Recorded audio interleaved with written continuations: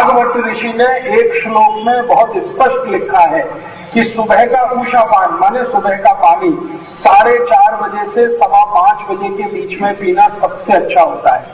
क्यों? कारण भी है उसका। मैंने सुबह जब होती है, सूर्य निकलने से पहले का समय, इस समय शरीर में वायु का प्रकोप सबसे ज्यादा होता है।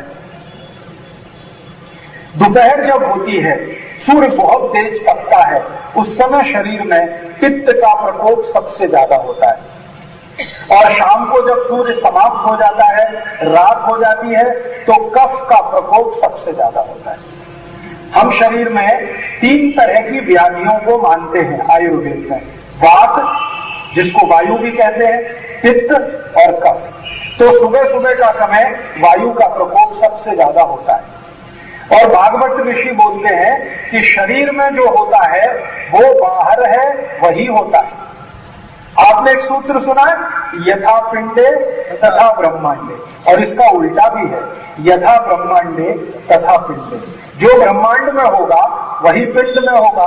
तो सुबह का जो समय है, उषा काल, सूर्य निकलने के पहले का, उस समय वातावरण में सबसे ज्यादा वायु का प्रवाह रहता है। आप कभी भी ये महसूस कर सकते हैं, सुबह के समय वायु सबसे ज्यादा रहती है वातावरण। इसलिए बोला जाता है ना, सुबह उठकर टहलना, सुबह उठकर मॉर्निंग वॉक जाना, सुबह उठकर लोगों को ये आने जाने के बारे में। तो सुबह वायु का प्रकोप सबसे ज्यादा है। तो शरीर में भी वायु का प्रकोप सबसे ज्यादा है। अब वायु का प्रकोप सबसे ज्यादा है, तो वायु को शांत करने की ताकत दुनिया में किस चीज में सबसे आसान है?